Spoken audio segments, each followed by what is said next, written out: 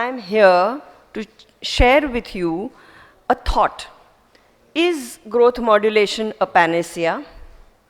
This was my baby Mandar, watching all the experienced people work with very wonder-struck eyes once upon a time when we taught him growth modulation. And then after some time, in some cases, he started feeling, what's happening? My computer's hanging, my things are not working. So my dear Mandar, with experience, you learn what works in our hands, what works in your hands, and what works in everyone's hands.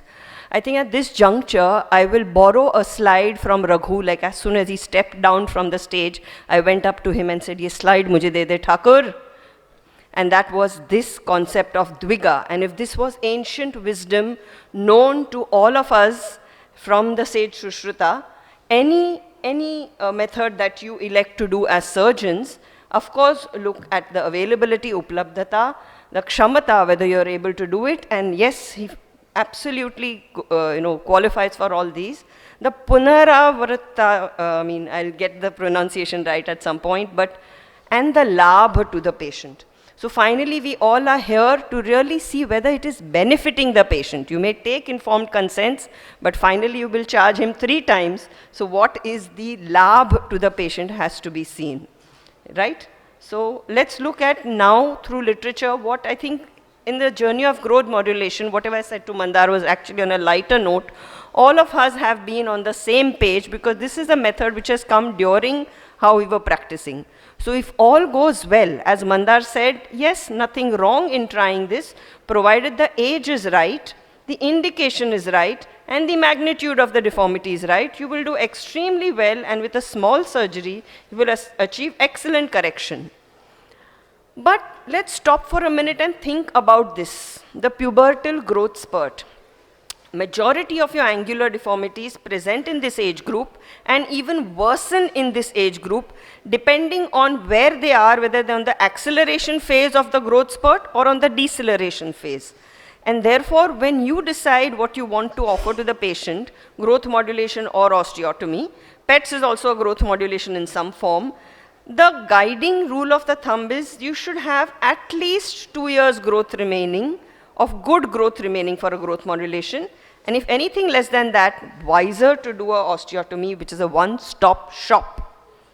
So let's look in detail at the phases of growth now. Prenatal growth is always exponential in the womb. Birth to 5 years is rapid growth. Pre-puberty, 5 years stable growth. And the pubertal growth spurt, or the second growth spurt, actually is where all the gadbad really happens.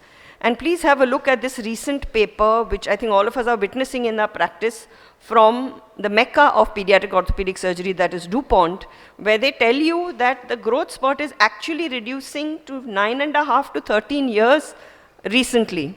And that's something we're all seeing, girls maturing faster, even boys maturing faster, and a lot of parents coming to us with concerns of short stunted growth. So when judicious growth modulation is not performed, take the example of this 11-year-old girl with a pretty significant deformity, well done growth modulation. At 21 months post-op, one side is slightly corrected and the other one is still undercorrected.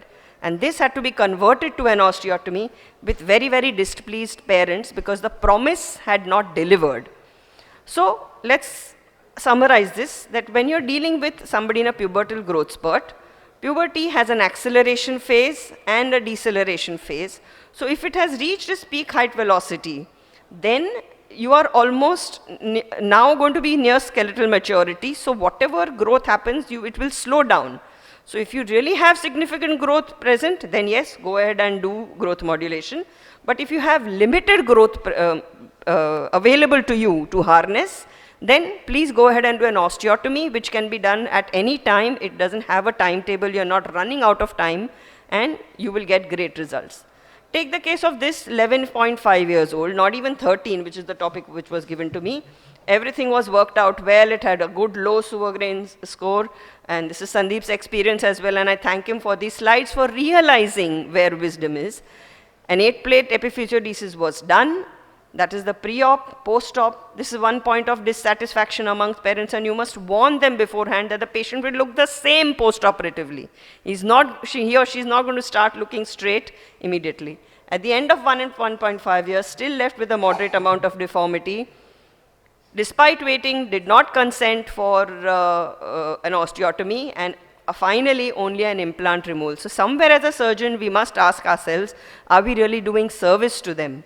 And this has been very beautifully highlighted in this paper by Nayagam, one of the big experts after Peter Stevens, that you get a faster correction if the child is less than 10 years of age. So factor in that when you're in your decision process.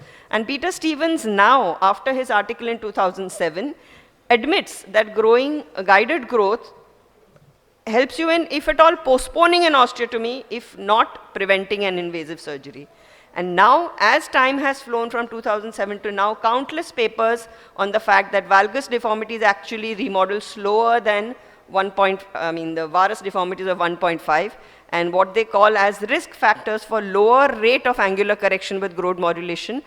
It is increasingly evident that these are, adolescent growth spurt is a very important phase in which it slows down. So the fact of chronological age versus bone age, again, that Mandara has highlighted beautifully. So if you are really electing about it, then remember that chronological age very weakly correlates with stages of growth. Example again, 11.6 years child, growth modulation done, did not work, and then Sandeep very wisely converted it to an osteotomy. So not just the elbow X-ray, look at the hand X-ray also. And when the sesamoid bone appears, that is when you know that the child is near skeletal maturity. This is again sewer grains. The lower the score that is assigned to each epiphysis, you must do the elbow X-ray and check it out. Lower the score, better the chances of growth modulation succeeding.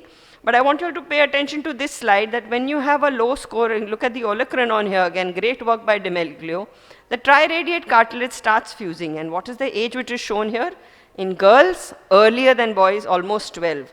So if your child is 13, most certainly it may not really work that well. And also please, as orthopedic surgeons, don't forget clinical examination of the Tanner's grades and the Reeser's index, because very often, even at 11, you have this kind of signs of precocious puberty, complete fusion, and this is of course a varus deformity, but this happens. A magnitude of deformity, again, something we really neglect. We don't really do the full weight bearing X-rays right from hips to ankles, which is known as the malalignment test, before we really plan our surgeries. And what looks like an innocuous deformity on supine may actually be a very, very bad deformity on standing. And this degree of correction, if you don't have sufficient numbers of growth left, will surely fail.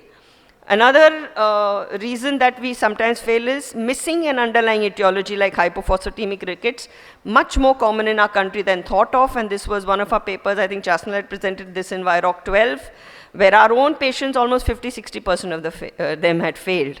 And finally, Mandar, who is now wiser, but forced by the dictum of this debate to be on the other side of table, this is a paper of his own, 11-year-old child. He is now admitting that growth modulation may not work here, and this is what he's elected to do in his own patient. So the take-home message, friends, is that puberty is a very variable range. You consider adding up the chronological and bone age. Keep, like you do in Perthes, age, range, stage. Same way, keep everything in mind. Look at the site, look at the magnitude, look at the etiology, and the rate before you decide whether you're going to do 8 plates or PETs or osteotomy. Look at your Suvograin Demeglio scores. Think whether you're in an acceleration phase or deceleration phase. Counsel the parents adequately about the strict monitoring if you are doing growth modulation and the chances of correction below 10 versus above 10 years. And finally, choose what works best in your hands. If the balance is tipped more in favor of growth modulation working, please go ahead. I have no objections to using growth modulation judicially. But if the balance is, or the odds are against you, then I wouldn't even try to cross that bridge. I would just play safe, because in Bombay, the patient will come to you only once for a surgery. So choose your osteotomies.